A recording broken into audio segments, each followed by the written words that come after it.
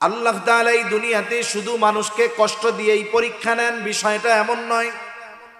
বরং আল্লাহ রাব্বুল আলামিন মানুষকে সুখ, স্বাচ্ছন্দ্য, সমৃদ্ধি, সম্পদ দিয়ে আল্লাহ পরীক্ষা নেয়। সম্মান দিয়েও যেমন পরীক্ষা নেয়, আল্লাহ তাআলা অনুরূপভাবে মানুষকে অভাব, দরিদ্রতা, অসচ্ছলতা, অসুস্থতা দিয়েও আল্লাহ তাআলা পরীক্ষা নেয়। কিন্তু আমরা মানুষ, আমাদের স্বাভাবিক অভ্যাস হলো আমরা যেটাকে পছন্দ করি না শুধু সেটাকেই আমরা আমাদের জন্য পরীক্ষা মনে করি। অথচ আল্লাহ তাআলা অনেক সময় আমাদেরকে আমাদের পছন্দনীয় বস্তু দিয়েও পরীক্ষা নেন। আল্লাহ তাআলা আয়াতগুলোর মধ্যে এই কথাই বলেন, ফাআম্মাল ইনসানু ইযা মাবতালাহু রাব্বুহু ফাআকরামাহু ওয়া না'আমাহু ফায়াকুলু রাব্বি আকরামান। আল্লাহ রাব্বুল আলামিন বলেন, মানুষের পরীক্ষা নেওয়ার জন্য যখন তার রব তাকে সম্পদ দেয়, সম্মান দেয়, ফাআকরামাহু ওয়া না'আমাহু, তাকে সম্মানিত করে, তাকে নেয়ামত সমূহ দেয়, সম্পদ দেয়, টাকা পয়সা দেয়, ওই মানুষটা তখন বলতে থাকে ফায়াকুলু রাব্বি আকরামান, আমার রব আমাকে সম্মানিত করেছে, আমার রব আমাকে সম্মানিত করেছে। এই কথাটা সে কেন বলে? এ কথা বলার অন্যতম কারণ হলো সে সম্মান এবং সম্পদকে আল্লাহ তাআলার ভালোবাসার মানদণ্ড হিসাবে মনে করে। সে মনে করে আল্লাহ তাআলা তাকেই দুনিয়ায় সম্মান দেয়, তাকেই দুনিয়ায় সম্পদ দেয় যাকে আল্লাহ ভালোবাসে। তাহলে সম্মান সম্পদ যে পায় সে মনে করে আমাকে ভালোবাসে কে? অথচ বলেন তো, এ দুনিয়াতে আল্লাহ তাআলা ফেরাউনকে কম সম্মান বা পাওয়ার দিয়েছিল নাকি? ফেরাউনের পাওয়ারের অভাব নাই, ফেরাউনের ক্ষমতার অভাব ছিল না, কারুনের সম্পদের অভাব ছিল না। কারুনকে আল্লাহ তাআলা এত পরিমাণ সম্পদ দিয়েছে যে কারুনের ধন ভাণ্ডারের চাবি বহন করার জন্য একদল শক্তিশালী যুবকের দরকার হইত। গোটা দুনিয়ার সব মানুষকে যদি জিজ্ঞাসা করি যারা ফেরাউনকে চিনে, কারুনকে চিনে, যদি বলি যে ফেরাউনরে তো আল্লাহ অনেক ক্ষমতা দিছিল, খুব মনে হয় ভালোবাসতো, সকলেই বলবে না, ভালোবাসতো না, মুমিন লাগবে না। আপনি যদি একজন অমুসলিমকেও বলেন তুমি তো মুসলমানদের দেখতে পারো না, ফেরাউনও মুসলমানদের দেখতে পারতো না, তাইলে তোমাদের মধ্যে আর ফেরাউনের মধ্যে এই মিলটা আছে। এক কাজ করো, তুমি তোমার সন্তানের নামটা ফেরাউন রাখো, তোমাকে মাসে মাসে 1000 টাকা ভাতা দেওয়া হবে। মুসলমানরা তো বহুদূর, ফেরাউনের প্রতি একজন কাফেরেরও এতটা ঘৃণা, যতটা ইসলাম বিদ্বেষ তার মনের মধ্যে থাকুক না কেন, সে কখনো নিজের সন্তানের নাম ফেরাউন রাখবে না।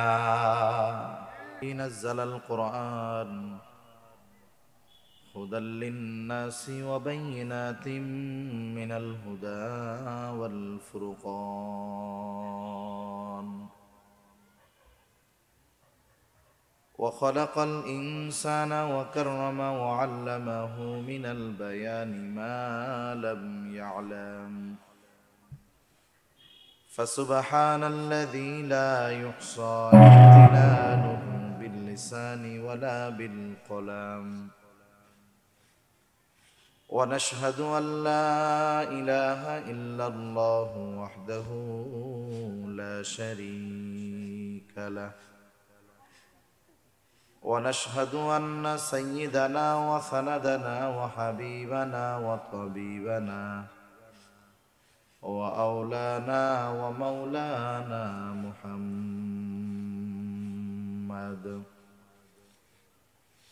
صلى الله تعالى عليه وعلى آله وأصحابه وبارك وسلم تسليما كثيرا كثيرا. أما بعد فأعوذ بالله من الشيطان الرجيم.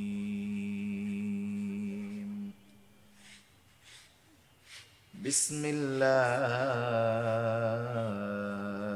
الرحمن الرحيم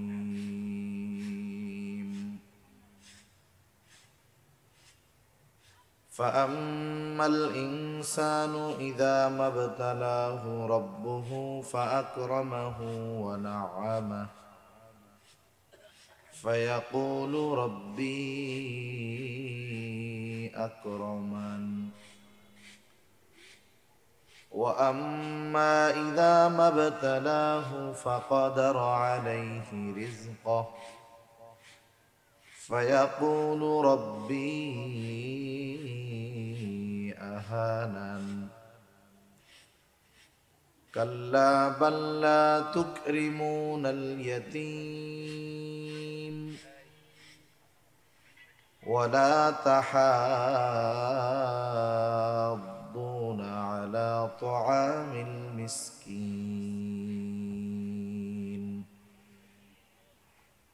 وتأكلون التراث أكلا لما وتحبون المال حبا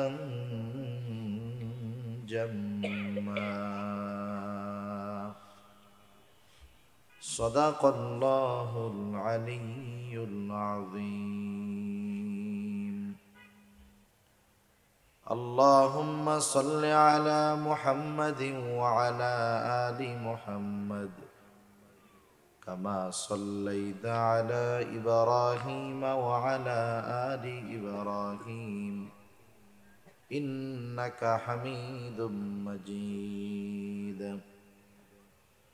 اللهم بارك على محمد وعلى آل محمد كما باركت على إبراهيم وعلى آل إبراهيم إنك حميد مجيد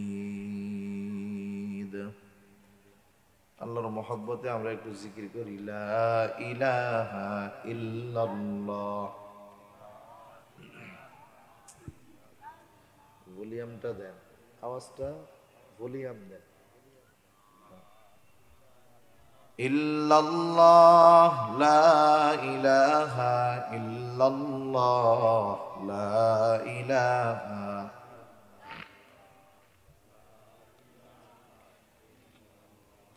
لا إله إلا الله لا إله إلا الله لا إله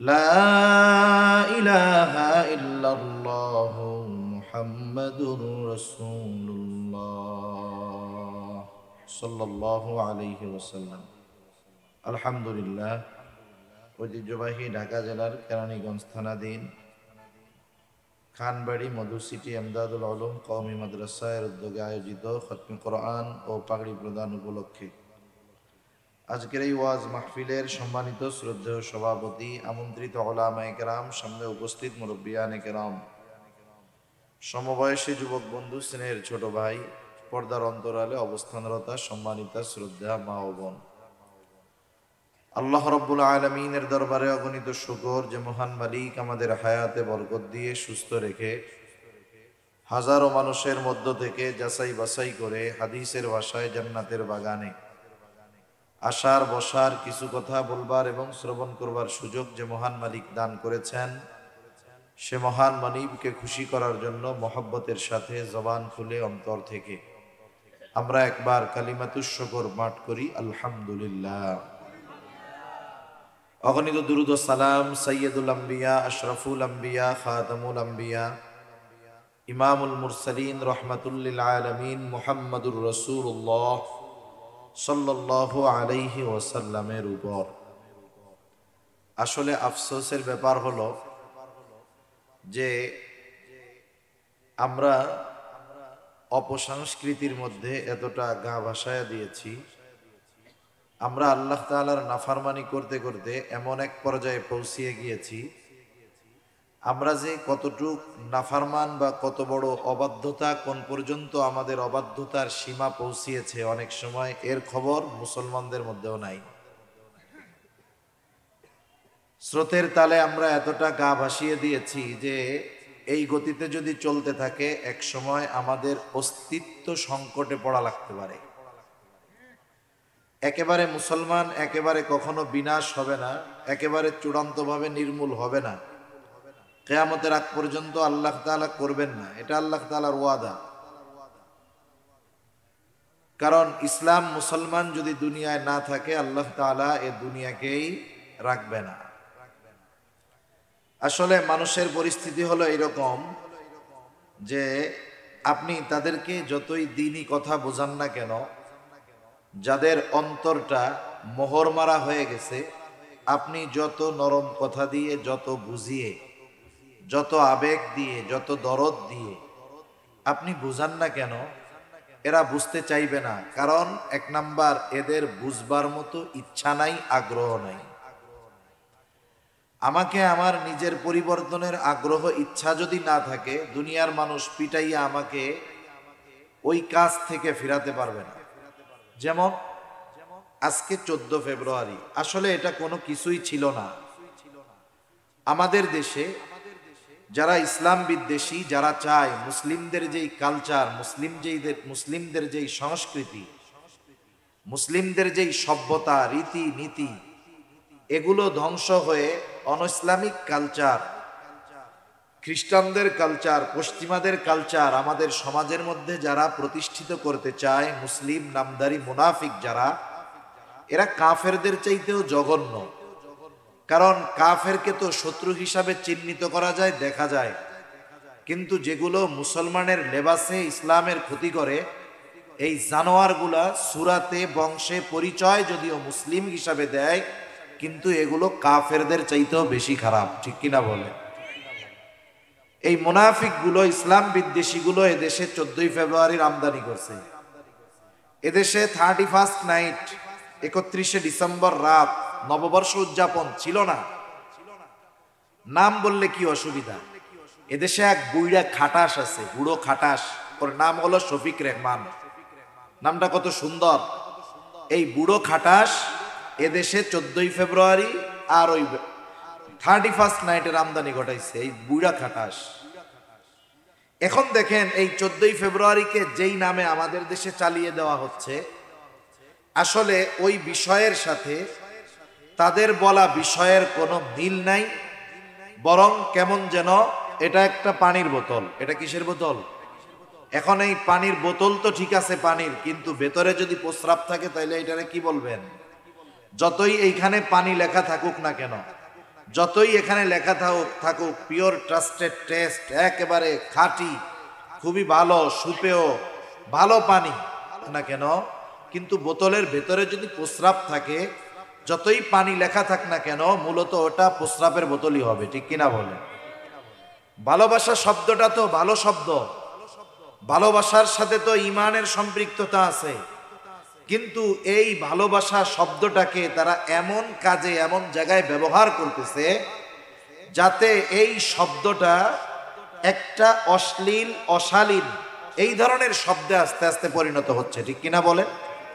অথচ হুব্বুন, মুহাব্বত, ভালোবাসা, এটার সাথে ঈমানের সম্পৃক্ততা ছিল। আর এই সুন্দর শব্দটাকে ব্যবহার করে আমাদের আগামী প্রজন্মকে, এই জেনারেশন সহ নেক্সট জেনারেশনকে একেবারে ধ্বংস করে দেওয়ার জন্য, একেবারে নিশ্চিহ্ন করে দেওয়ার জন্য, ইসলামহীন করে দেওয়ার জন্য এই ভালোবাসা দিবসটাকে ব্যবহার করে এই দিনে লক্ষ লক্ষ যুবকের চরিত্র ধ্বংস হচ্ছে, লক্ষ লক্ষ নারীর সতীত্ব নষ্ট হচ্ছে, ঠিক কিনা বলে? অথচ নাম দিছে কি ভালোবাসা। আল্লাহ তাআলা আমাদের হেফাজত করুক, সকলে বলি আমিন। আরো আফসোসের ব্যাপার, আমার মনে হয় না বিশেষ করে গত জুমায় বাংলাদেশের একটা মসজিদও বাকি আছে, একেবারে প্রত্যন্ত অঞ্চল থেকে নিয়ে শহরের সব জায়গায়, আমার মনে হয় না কোনো জায়গায় এই কথা বা এই বিষয়ের ব্যাপারে আলোচনা করতে বাকি আছে যে দেখেন আমরা মুসলমান, এই দিবসটার সাথে মুসলিমদের কোনো সম্পর্ক নাই, আসলেও এই দিবসের সাথে ভালোবাসারও কোনো সম্পর্ক নাই। অন্য আর একটা বিষয়কে ভালোবাসা দিবস নামে চালিয়ে দিয়ে এবং এই ভালোবাসা দিবসের নাম দিয়ে আমাদের তরুণ যুবক যুবতীদেরকে অবাধ মেলামেশার যেই প্রশ্রয় দেওয়া হচ্ছে, তাদেরকে এই দিবসে গোনার দিকে যেভাবে ধাবিত করার প্রচেষ্টা করা হচ্ছে, এর সাথে ইসলামের মুসলমানদের কোনো সম্পর্ক নাই। এই বিষয় নিয়ে কথা গত জুমায় আমার মনে হয় এদেশের কোনো মসজিদ বাকি নাই যেখানে খতিব সাহেবরা বলেন নাই, ঠিক কিনা বলেন? এরপরেও এত কথা বলার পরেও হয়তো মুষ্টিময় কিছু মানুষ শুনেছে, কিন্তু অধিকাংশ মানুষ কিন্তু এই কথাগুলো শুনে নাই। যদিও শুনছে, কান দিয়ে শুনছে ঠিক শব্দগুলো, কিন্তু এই কথার উপরে তারা কর্মে পরিণত করে নাই। এরকমই তো অধিকাংশ, নাকি? মনে রাখবেন, হেদায়েতের মালিক আল্লাহ। কার হেদায়েত হবে না হবে এটার মালিক আল্লাহ তাআলা। এরপরেও একটা মানুষ কার হেদায়েত হতে পারে বা পারে না, এটা তার কিছু কারণ দেখা যায়, তার বাহ্যিক কিছু কর্মের দ্বারা বোঝা যায় এই লোকের হেদায়েত বা এদের হেদায়েত অথবা এই জাতির হেদায়েত আসতে পারে কি পারে না। যেমন মনে করেন ফেরাউন, মুসা আলাইহিস সালামের মতো একজন পয়গম্বর, ফেরাউনকে গিয়ে বারবার দাওয়াত দিয়েছে, একবার দুইবার নয়, বারবার। পরিণতি কি হইল? ফেরাউনকে যতবার দাওয়াত দেওয়া হয়েছে, ফেরাউন তার অবাধ্যতার পরিমাণ তত বাড়িয়েছে। যত দাওয়াত দেওয়া হয়েছে তত তার পাপাচার আরো বেড়েছে। তাহলে একটা মানুষকে যদি দ্বীনের উপরে না চলে, গোনাহ করে, পাপ করে, তাকে যদি কোরআন হাদিস দিয়ে সুন্দর মতো বুঝিয়ে বলা হয়, আপনি যদি দেখেন যে এই কথাগুলো বলার পরে লোকটার মধ্যে পরিবর্তন তো বহুদূর, সে আরো অবাধ্যতার মাত্রা বাড়িয়ে দিয়েছে, তাহলে মনে রাখবেন ওই ধরনের মানুষের হেদায়েত বড় কঠিন। ওই ধরনের মানুষের হেদায়েত বড় কঠিন, ওর ধ্বংস অনিবার্য আজ অথবা কাল। কিন্তু কোন পাপী, কোন অপরাধী, গুনাহগার, সে গুনাহ করে, না জেনে করে হয়তো, অথবা শয়তানের ধোকায় পড়ে জেনেই করে, কিন্তু তাকে যদি আপনি কোরআন হাদিস দিয়ে বুঝান যে এই জিনিসটা ভালো না, এটা পাপ, এটা অন্যায়, এটা গুনাহ, সে ওই পাপ না ছাড়ুক, কিন্তু এই কথাগুলো শ্রবণ করবার পর তার কথায়, তার চেহারায় অনুতপ্ততার ভাব আসে। কমপক্ষে এতটুকু বলে যে হ্যাঁ এটা গুনার কাজ, আমি ছেড়ে দেওয়ার চেষ্টা করব, আপনিও দোয়া করেন আল্লাহ আমাকে এগুলো ছেড়ে দেওয়ার তৌফিক দান করুক। এই যে নমনীয়তা হতে পারে, এটা তার হেদায়েতের কারণ হয়ে দাঁড়াতে পারে। কিন্তু আফসোস, আফসোস আমাদের আগামী প্রজন্মের জন্য, আফসোস এ জাতির ভবিষ্যতের কর্ণধারদের জন্য, যারা এত কথা শ্রবণ করবার পরেও, জানার পরেও, বলার পরেও যাদের মধ্যে কোনো পরিবর্তন নাই, তারা অবাধে পাপাচারে লিপ্ত হচ্ছে। এক জায়গায় কোরআনের কথা হচ্ছে, যেখানে কোরআন সুন্নাহর কথা হয়, যার ন্যূনতম ঈমান আছে, এই কোরআন সুন্নাহর কথায় বিঘ্নতা সৃষ্টি হোক এমন কোন কাজ একজন ন্যূনতম ঈমানদার যে সেও করতে পারে না, ঠিক কিনা বলেন? এটা বাস্তবতা। কাফেররাই কোরআনের আলোচনা, নবীজি কোরআন পড়তেন, মানুষেরা যেন এই কোরআন থেকে বঞ্চিত হয়, মানুষেরা যেন কোরআন না শুনতে পারে, এজন্য কাফেররা বিভিন্ন ব্যবস্থাপনা গ্রহণ করত, বিভিন্ন দেশ থেকে নর্তকী আনত, নাচার আয়োজন করত, গানের আয়োজন করত, বিভিন্ন রকমের কৌতুক ফায়সা কাজের আয়োজন করত, লাহুয়াল হাদিস, এক কথায় একেবারে অহেতুক কর্মকাণ্ডের ব্যবস্থা করে মানুষদেরকে কোরআন থেকে দূরে সরানোর প্রচেষ্টা। এটা কোনো মুসলমানরা করে না, এটা করেছে কাফেররা, ঠিক কিনা বলেন? এই কাফেরদের দায়িত্ব আমাদের মুসলমান সমাজের কিছু মানুষেরা পালন করতেছে। এখন ইসলামের ক্ষতি করার জন্য কাফেরদের দরকার নেই, ইসলামের ক্ষতি করার জন্য আমাদের সমাজের নামদারি মুসলমানরাই যথেষ্ট। তাহলে বলেন, একজন কাফের তার কাজই হইল ক্ষতি করা ইসলামের, আর একজন মুসলমানের সন্তান সে তো ইসলামের জন্য নিবেদিত প্রাণ হবে, তার দ্বারা যদি ইসলামের ক্ষতি হয়, বলেন তো এই মুসলমানের বাচ্চার চাইতে কাফের অনেক ভালো, ঠিক কিনা বলেন? সে তো কাফের, ওর কাজই ইসলামের বিরোধিতা করা, ওটা করবে স্বাভাবিক। কিন্তু তার ওই কাজটা যখন মুসলমানের ঘরের কোনো সন্তান করে, ওর চাইতে আমি বলি ওই কাফের আরো ভালো। আল্লাহ সুবহানাহু ওয়া তাআলা যারা এই ধরনের অপকর্মে লিপ্ত, পাপাচারে লিপ্ত, আল্লাহ তাআলা এদের হেদায়েত দান করুক, সকলে বলি আমিন। এই যে মাদ্রাসা কর্তৃপক্ষ সুন্দর আমাদেরকে দ্বীনি কথাবার্তা বলার, শ্রবণ করবার সুযোগ করে দিয়েছেন, এটা কিন্তু একটা নেয়ামত। এই যে দ্বীনের কথা বলার সুযোগ আছে, এটাও নেয়ামত। এ পৃথিবীতে 1000 বছর আগে যাওয়া লাগবে না, অল্প কয়েক যুগ আগের কথাই যদি দেখেন, সোভিয়েত ইউনিয়ন, বর্তমান রাশিয়া, এরা তৎকালীন সময়ে মুসলমানদের দ্বীনি আলোচনা এরকম করা তো বহু দূরের কথা। কোনো ঘরে কোরআন রাখতে দেয় নাই, কোনো ঘরে নামাজ পড়তে দেয় নাই। এরপরেও মুসলমানেরা শত চেষ্টা প্রচেষ্টা করে গর্ত খুলে মাটির নিচে মাদ্রাসা বানায়া দ্বীন শিক্ষার ব্যবস্থা করেছে। অথচ ওই সময়টাতে প্রকাশ্যে আজান, নামাজ, কোরআন তেলাওয়াত, সুন্নাতের উপরে চলা এটা মানুষের জন্য অসম্ভব ছিল। এই 2 যুগ 3 যুগ 4 যুগ আগেও এই যে তখন মানুষ টের পাইছে যে দ্বীনের কথা বলা, দ্বীনের উপরে চলতে পারা, সুন্নতি লেবাসে চলতে পারা, এটা কত বড় এক নেয়ামত। ওই সময়ে সোভিয়েত ইউনিয়নের মধ্যে যারা ছিল, ওই সময়ে ওই জায়গার মুসলমানরা টের পেয়েছে যে একটু দ্বীনি মুজাকারা করতে পারা, কথা বলতে পারা, দ্বীনের উপরে চলতে পারা, এটা কত বড় এক নেয়ামত। ওরা বুঝতে পেরেছে কেন? যখন ওই দেশে এই কাজগুলোকে বন্ধ করে দেওয়া হয়েছে, ঠিক কিনা বলেন?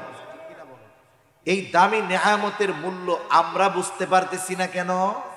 কারণ আমাদের এইখানে এখনো কথা বলার, দ্বীনি মুজাকারা করার, দ্বীনি আলোচনা করার সুযোগ আছে, এই জন্য, ঠিক কিনা বলেন? এখন মানুষ যখন নেয়ামতের কদর না করে, আল্লাহ তাআলা তো শাস্তি দেন, কিন্তু এর আগে যেই কাজটা করেন সেটা হলো নেয়ামতটা আগে ছিনেন। যেই নেয়ামত মানুষ যখন কদর না করে, আগে আল্লাহ তাআলা এটা মানুষের থেকে ছিনিয়ে নেন। এরপরে এই নেয়ামতের কদর না করার কারণে আল্লাহ তাআলা শাস্তির সম্মুখীন করেন। এজন্য এই যে দ্বীনি মাহফিলগুলো, দ্বীনি কথা বলার সুযোগ, দ্বীনি কথা শ্রবণ করবার সুযোগ, এটা আমাদের জন্য বড় একটা নেয়ামত। এজন্য আমরা যেখানেই থাকি না কেন, যেখানেই যাই না কেন, আমাদের যদি সুযোগ হয়, কে ওয়াইজ, কে আয়োজক, এটা না দেখে আমরা ওই দ্বীনি মজলিসে বসে কিছু কথা শুনবো, ইনশাআল্লাহ। শোনা যাবে না? এতে লাভটা কি হবে? কারণ মানুষের হেদায়াত, মানুষের জীবনের পরিবর্তন কার কোন কথায় আছে কেউ বলতে পারে না। দেখা যাবে আপনি দ্বীনি মজলিসে আসছেন, একজন পাপী মানুষ আসছে, সেখানে বাংলাদেশের সর্বশ্রেষ্ঠ একজন ওয়াইজ আসছে, তার কথা শুনলেন ঠিক, কিন্তু জীবনের পরিবর্তন হলো না। কিন্তু দেখা গেলেন, চিন্তা করছেন আসরের পরে, মাগরিবের পরে তো ছোট ছোট হুজুররা বয়ান করে, ওই সময় আপনি গিয়া বসলেন, ফ্রি আছেন, দেখা যাবে আপনার পাশের একজন হাফেজ সাহেব, পাশের মাদ্রাসার বা মসজিদের ইমাম বা খতিব সাহেব, অথবা পাশের মসজিদের একজন ইমাম সাহেব, যাকে আপনি চিনেন, তেমন পরিচিত না, উনি কথা বলতেছে আসরের পরে, মাগরিবের পরে। হতে পারে আপনি যাকে ছোট মৌলানা মনে করতেছেন, ওই ছোট মৌলানার একটা কথা আপনার আমার জীবন পরিবর্তনের কারণ হতে পারে, ঠিক কিনা বলেন? এজন্য আমরা অনেক সময় চিন্তা করি যে মাহফিলগুলা আমরা শেষে যাব, কারণ শেষে বড় বড় হুজুর আসে। আমরা এই মাহফিলের চাইতে ওই হুজুরকে আমরা বেশি বড় মনে করি। বিষয়টা কিন্তু তা না, বিষয়টা তা করার সুযোগ নাই। আমরা এই দ্বীনি মজলিসগুলাকেই বড় মনে করব। ব্যক্তিকে বড় মনে করে যখন আসা হয়, তখন এটা ব্যক্তি কেন্দ্রিক হয়ে যায়। এই আয়োজনটাকে আমরা তখন ছোট মনে করে ফেলি। আমাদের বিষয়টা যদি এমন হইতো যে না, মাগরিবের পরে হোক, আসরের পরে হোক, দ্বীনি আলোচনা যখন থেকে চলতেছে, আমাদের সুযোগ, আমরা গিয়ে বসি, তাহলে হয়তো কি, যদি আমরা মনে করতাম, আমরা ওই মাহফিলটাকে নেয়ামত মনে করতাম, যে আমরা দ্বীনি আলোচনা করব, সে যেই বলুক, বক্তা যেই হোক, তাহলে দেখা যাইতো এই নেয়ামতের কদর আমরা ঠিকমতো করতাম, সাথে সাথে দ্বীনি কথাও বেশি শুনতাম। হয়তো ছোট হুজুরের কথা আমার জীবন পরিবর্তনের কারণ হতে পারতো, ঠিক কিনা বলেন? আল্লাহ সুবহানাহু ওয়া তাআলা বুঝবার তৌফিক আমাদের দান করুক, সকলে বলি আমিন। আমি আপনাদের খেদমতে পবিত্র কোরআনুল কারীমের সূরাতুল ফজর থেকে কয়েকটা আয়াত তিলাওয়াত করেছি। আল্লাহ সুবহানাহু ওয়া তাআলার কাছে তৌফিক চাই, অল্প সময়ের মধ্যে আল্লাহ তাআলা কিছু কথা আমাকে বলবার তৌফিক দেন, যে কথাগুলো আমাদের সবার দুনিয়া এবং আখেরাতের জন্য কল্যাণকর হয়। সকলে বলি আমিন। এশার আজানটা কয়টায় হবে? এ ভলিউম দেন, আরো ভলিউমটা ছাড়েন, ভলিউম ছাড়েন যেন কথা দূরের থেকে টানে। কয়টা আজান হবে? সম্মানিত উপস্থিতি, আল্লাহ সুবহানাহু ওয়া তাআলা এ দুনিয়াতে আমাদের পরীক্ষা নেওয়ার ঘোষণা দিয়েছেন। আল্লাহ তাআলা কোরআনুল কারীমের মধ্যে বলেন, যারা মুমিন অবশ্যই তাদেরকে ঈমানের বিপরীতে পরীক্ষা দেওয়া লাগবে। আল্লাহ তাআলা বলেন, আহাসিবান নাস আন ইউতরাকু আন ইয়াকুলু আমান্না ওয়া হুম লা ইফতানুন। আল্লাহ রাব্বুল আলামিন বলেন, মানুষ কি এটা মনে করে নাকি সে নিজেকে মুমিন বলবে আর তাকে পরীক্ষা নেওয়া ব্যতীত ছেড়ে দেওয়া হবে? এর দ্বারা আল্লাহ রাব্বুল আলামিন বলেন যে মানুষকে অবশ্যই তার ঈমানের পরীক্ষা দেওয়া লাগবে। আল্লাহ তাআলা এই দুনিয়াতে শুধু মানুষকে কষ্ট দিয়েই পরীক্ষা নেন বিষয়টা এমন নয়, বরং আল্লাহ রাব্বুল আলামিন মানুষকে সুখ, স্বাচ্ছন্দ্য, সমৃদ্ধি, সম্পদ দিয়ে আল্লাহ পরীক্ষা নেয়। সম্মান দিয়েও যেমন পরীক্ষা নেয়, আল্লাহ তাআলা অনুরূপভাবে মানুষকে অভাব, দরিদ্রতা, অসচ্ছলতা, অসুস্থতা দিয়েও আল্লাহ তাআলা পরীক্ষা নেয়। কিন্তু আমরা মানুষ, আমাদের স্বাভাবিক অভ্যাস হলো আমরা যেটাকে পছন্দ করি না শুধু সেটাকেই আমরা আমাদের জন্য পরীক্ষা মনে করি। অথচ আল্লাহ তাআলা অনেক সময় আমাদেরকে আমাদের পছন্দনীয় বস্তু দিয়েও পরীক্ষা নেন। আল্লাহ তাআলা আয়াতগুলোর মধ্যে এই কথাই বলেন, ফাআম্মাল ইনসানু ইযা মাবতালাহু রাব্বুহু ফাআকরামাহু ওয়া না'আমাহু ফায়াকুলু রাব্বি আকরামান। আল্লাহ রাব্বুল আলামিন বলেন, মানুষের পরীক্ষা নেওয়ার জন্য যখন তার রব তাকে সম্পদ দেয়, সম্মান দেয়, ফাআকরামাহু ওয়া না'আমাহু, তাকে সম্মানিত করে, তাকে নেয়ামত সমূহ দেয়, সম্পদ দেয়, টাকা পয়সা দেয়, ওই মানুষটা তখন বলতে থাকে, ফায়াকুলু রাব্বি আকরামান, আমার রব আমাকে সম্মানিত করেছে, আমার রব আমাকে সম্মানিত করেছে। এই কথাটা সে কেন বলে? এ কথা বলার অন্যতম কারণ হলো সে সম্মান এবং সম্পদকে আল্লাহ তাআলার ভালোবাসার মানদণ্ড হিসাবে মনে করে। সে মনে করে আল্লাহ তাআলা তাকেই দুনিয়ায় সম্মান দেয়, তাকেই দুনিয়ায় সম্পদ দেয় যাকে আল্লাহ ভালোবাসে। তাহলে সম্মান সম্পদ যে পায় সে মনে করে আমাকে ভালোবাসে কে? অথচ বলেন তো এ দুনিয়াতে আল্লাহ তাআলা ফেরাউনকে কম সম্মান বা পাওয়ার দিয়েছিল নাকি? ফেরাউনের পাওয়ারের অভাব নাই, ফেরাউনের ক্ষমতার অভাব ছিল না, কারুনের সম্পদের অভাব ছিল না। কারুনকে আল্লাহ তাআলা এত পরিমাণ সম্পদ দিয়েছে যে কারুনের ধন ভাণ্ডারের চাবি বহন করার জন্য একদল শক্তিশালী যুবকের দরকার হইত। গোটা দুনিয়ার সব মানুষকে যদি জিজ্ঞাসা করি যারা ফেরাউনকে চিনে, কারুনকে চিনে, যদি বলি যে ফেরাউনরে তো আল্লাহ অনেক ক্ষমতা দিছিল, খুব মনে হয় ভালোবাসতো, সকলেই বলবে না, ভালোবাসতো না, মুমিন লাগবে না। আপনি যদি একজন অমুসলিমকেও বলেন তুমি তো মুসলমানদের দেখতে পারো না, ফেরাউনও মুসলমানদের দেখতে পারতো না, তাইলে তোমাদের মধ্যে আর ফেরাউনের মধ্যে এই মিলটা আছে। এক কাজ করো, তুমি তোমার সন্তানের নামটা ফেরাউন রাখো, তোমাকে মাসে মাসে 1000 টাকা ভাতা দেওয়া হবে। মুসলমানরা তো বহুদূর, ফেরাউনের প্রতি একজন কাফেরেরও এতটা ঘৃণা, যতটা ইসলাম বিদ্বেষ তার মনের মধ্যে থাকুক না কেন, সে কখনো নিজের সন্তানের নাম ফেরাউন রাখবে না। কেন? আল্লাহ তো অনেক ক্ষমতা দিছিল, রাখবে কেউ? কাউকে যদি বলা হয় কারুন রাইখো, কেউ রাখবে না। কারুনের সম্পদ ছিল ঠিক, কিন্তু কারুনকে আল্লাহ তাআলা ভালোবাসেন নাই। এজন্য সম্পদ সম্মান দিলেই যে আল্লাহ তাআলা ভালোবাসে বিষয়টা এমন নয়। কিন্তু আফসোস, আমাদের সমাজে, আমাদের দেশে, আপনাদের এলাকায়, আমাদের এলাকায়, সব জায়গায় এমন কিছু মানুষ আছে যেই মানুষেরা তারা মনে করে সম্পদ ও সম্মান হলো আল্লাহ তাআলার ভালোবাসার প্রমাণ। এজন্য দেখবেন অনেক টাকা পয়সাওয়ালা, অনেক সম্পদওয়ালা মানুষের সামনে গর্ব করে কয় নামাজ কালাম পড়ে না, নাফরমানি করে, ইসলাম বিদ্বেষিতা অন্তরের মধ্যে ভরা, কিন্তু টাকা পয়সা আছে আর দুনিয়াবি সম্মান আছে। কি কয় যে আরে ভাই আল্লাহ কত ভালোবাসে আমারে, ভালো না বাসলে আল্লাহ কি এইগুলা দিত? এরকম বলার লোক তো নাই আলহামদুলিল্লাহ। আবার দেখেন আল্লাহ তাআলা যখন মানুষের সম্পদ সম্মান কেড়ে নেন, তাকে রিজিক সংকীর্ণতার মধ্যে ফালান। আল্লাহ তাআলা বলেন ওয়া আম্মা ইযা মাবতালাহু ফাকাদারা আলাইহি রিজকাহু ফায়াকুলু রাব্বি আহানান।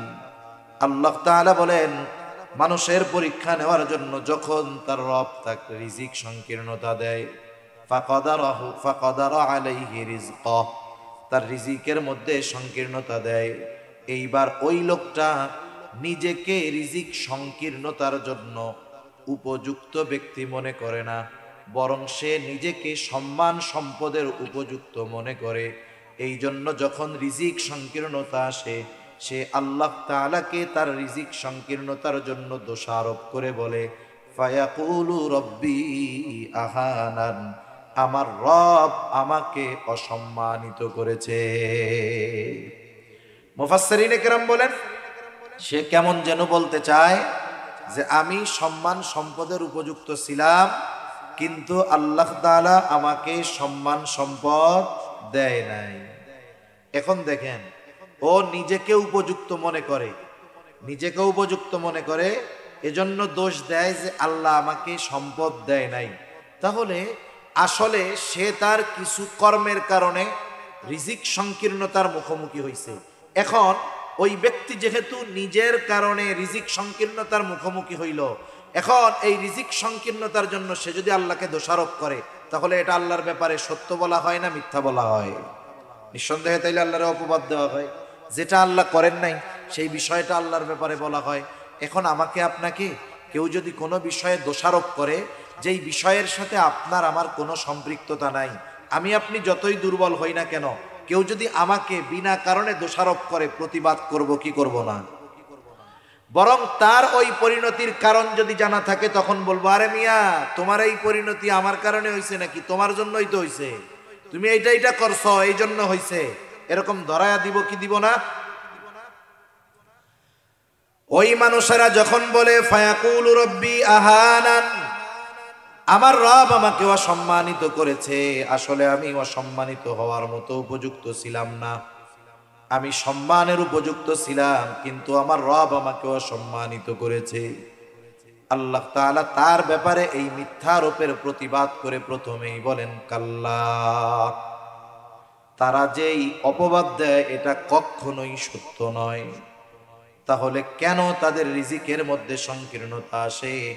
আল্লাহ তাআলা প্রথমে তার ব্যাপারে আনিত মিথ্যা অভিযোগকে আল্লাহ তাআলা প্রথমে অভিযোগকে আল্লাহ রাব্বুল আলামিন অস্বীকৃতি জ্ঞাপন করার পর এবার তার রিজিকের সংকীর্ণতার কারণ বর্ণনা করে 1 নম্বরে বলেন, বরং তোমাদের রিজিক সংকীর্ণতার 1 নম্বর কারণ হলো লা তুকরিমুনাল ইয়াতীম। 1 নম্বর কারণ হলো তোমরা ইয়াতিমকে সম্মান করো না। 8টাই হবে, 8টা পর্যন্ত। এত সময় আমি পারবো না, আমার বুক ব্যথা। আমি তো 7:30টায় আমারে বলছে নামাজ, আমি সেই হিসাবে আলোচনা গুছায় নিয়ে আসছি। কি হইলো আবার এটা? আমি 7:30টা পর্যন্ত করতেছি, অসুবিধা নেই।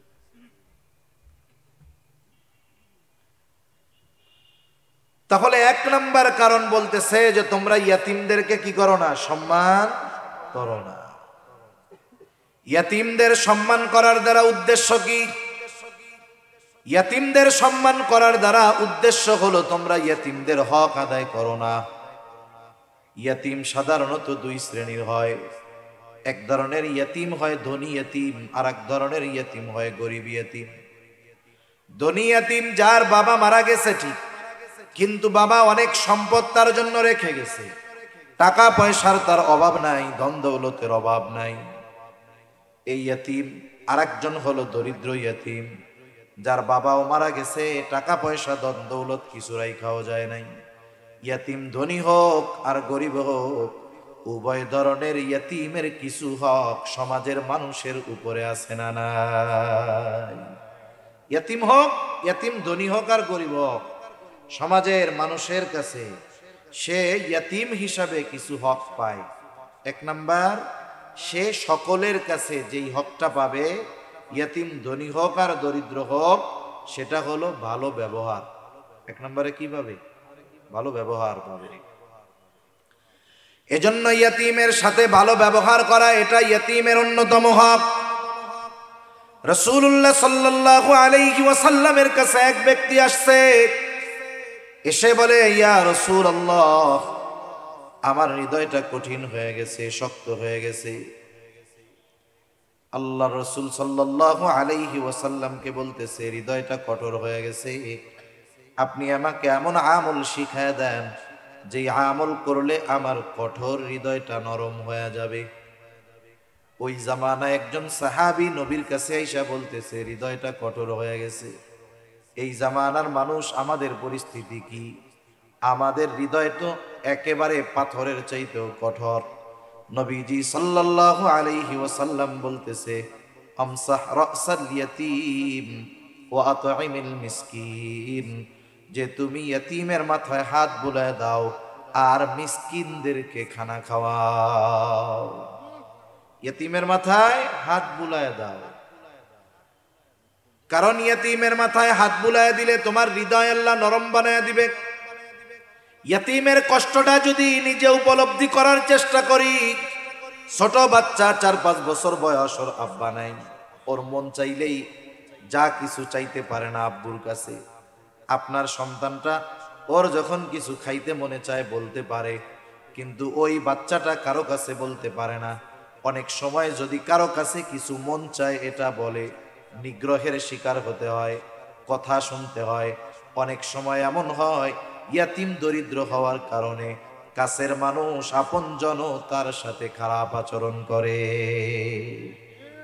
ধনী হইলে তো টাকা পয়সা আছে, এই চিন্তা করে একটু মাঝে মধ্যে ভালো আচরণ করে, কিন্তু যে ইয়তিম দরিদ্র হয়, গরিব হয়, ওই ইয়তিমের সাথে অনেক সময় কাছের মানুষও খারাপ আচরণ করে। এজন্য ইয়তিমের অন্যতম 1 নাম্বার হক হইল সম্মান করার অর্থ হলো 1 নাম্বার তার সাথে সদাচরণ করা, ভালো ব্যবহার করা। ইয়তিম যদি দরিদ্র হয়, এই বিষয়টা আর একটু বেশি করতে হবে, কারণ ইয়তিম যদি দরিদ্র হয়, অভাবী হয়, সমাজের যদি সামর্থ্যবান মানুষ থাকে, ধনী মানুষ থাকে, তাহলে উচিত ওই ইয়তিমের অভিভাবকত্ব গ্রহণ করা। অনেক সময় মাদ্রাসাগুলায় অনেক ইয়তিম থাকে, ইয়তিমখানার মধ্যে ইয়তিম থাকে, পাড়া প্রতিবেশী ইয়তিম থাকে। অনেক সময় ওই ইয়তিম সন্তান বাবাও তেমন সম্পদশালী না, অবহেলার শিকার হয়ে ছেলেটা অনেক সময় খারাপ হয়ে যায়। এজন্য আমাদের উচিত, যাদের সামর্থ্য আছে, অ্যাবিলিটি আছে, ইয়াতিমদের অভিভাবকত্ব গ্রহণ করা। কেউ যদি পরিপূর্ণটা গ্রহণ করতে না পারে, কমপক্ষে আংশিক হইলেও অভিভাবক হওয়া। যেমন মাদ্রাসাগুলোর মধ্যে যদি ইয়াতিম থাকে, অসহায় দরিদ্র ইয়াতিম, আপনি গিয়া হুজুরের, আমি একটা ইয়াতিমের খরচ চালাইতে যাই, আপনার প্রতি মাসের খরচ চালানোর অ্যাবিলিটি নাই। আপনি বলেন যে হুজুর, আমি তার বছরে পোশাক যা লাগে সেটার খরচ দিয়া দিব, অথবা বলেন যার স্যান্ডেল যত টাকার লাগে আমি দিয়া দিব, তেল পানি সাবান যে কয় টাকার লাগে আমি দিয়া দিব। যে কোনো একটা অংশের অভিভাবকত্ব গ্রহণ করেন, তাহলে লাভটা কি হবে? নবীজি বলেন, হাদিসের মধ্যে আসছে, আমি আর ইয়াতিমের অভিভাবক জান্নাতের মধ্যে পাশাপাশি অবস্থান করব। এই বলে নবীজি এই দুটো আঙ্গুল ইশারা দিয়ে দেখা দিলেন, এই দুইটা আঙ্গুল যেমন পাশাপাশি অবস্থানরত, নবীজি বলেন আমি আর ইয়াতিমের অভিভাবক জান্নাতের মধ্যে ওই রকম পাশাপাশি অবস্থান করব। আংশিক অভিভাবক হন, লস নাই এতে, নবীর সাথে জান্নাতে থাকা যাবে। এর চাইতে বড় নেয়ামতের আর কিছু আছে নাকি? দুনিয়ার মানুষ, দুনিয়ার একজন প্রসিদ্ধ মানুষের সাথে কিছু সময় কাটাইতে কত আগ্রহী হয়। আচ্ছা, আপনাদের এলাকার কেউরে যদি বলা হয় যে এক কাজ করেন, আপনাকে প্রধানমন্ত্রীর সাথে একবেলা একই টেবিলে একই সাথে বৈশাখ খাওয়ার ব্যবস্থা করে দেওয়া হবে, বা প্রধানমন্ত্রী আপনারা দাওয়াত দিছেন অমুক তারিখ দুপুরবেলা আমার বাসায় বা আমার কার্যালয়ে অথবা আমার বাসভবনে দুপুরে খাবারের দাওয়াত, এই যে আধা ঘন্টা সময় প্রধানমন্ত্রীর সাথে যদি থাকার সুযোগ হয়, এ সুযোগ দুনিয়ার কেউ মিস করবে না, আমি মোল্লাও মিস করব না। ঠিক কিনা বলেন? যদি 20-50 লাখ খানিক খরচও হয়, কেউ পিস পাওয়াবে না। নিজের কাছে না থাকলে অন্যর কাছ থেকে কর্জ নিবে, ধার নিবে, চিন্তা করবে 1 লাখ খরচ করে যদি যাইতেও হয় অসুবিধা কোথায়, ওনার কাছে একটু নিজের কথাটা যদি বইলাই দিতে পারি, তাইলে 10 লাখ আসার ব্যবস্থা হয়েও যাইতে পারে। ঠিক কিনা বলেন? এই আশায় সর্বোচ্চ প্রচেষ্টা করে প্রধানমন্ত্রীর সাথে কিছু সময় থাকার কাটানোর এই সুযোগ অর্থ খরচ করে হলেও আমরা মিস করব না। অথচ নবীজি তার সাথে থাকার ব্যবস্থা আমাদের জন্য করে দিয়েছেন। নবীজির সাথে থাকতে পারার সংবাদ শুনে সাহাবায়ে কেরাম সবচাইতে বেশি খুশি হয়েছে। এত খুশি সাহাবায়ে কেরাম আর কোনো খবরে হয় নাই। মূল অপারেটর কি আছেন এখানে? আপনি অপারেটর মূল, রিভার্ব দিয়ে আওয়াজ ছাড়েন। আপনারে বারবার বলতেছি, আপনি বুঝেন না, শব্দ টানতেছেই না, অনেক জোরে বলতেছি আমি। ডিলে মিলে তো ঠিক মতো দিচ্ছেন, রিভার্ব দিয়ে আওয়াজটা ছেড়ে দেন যেন একটু আরামে কথা কইতে পারি।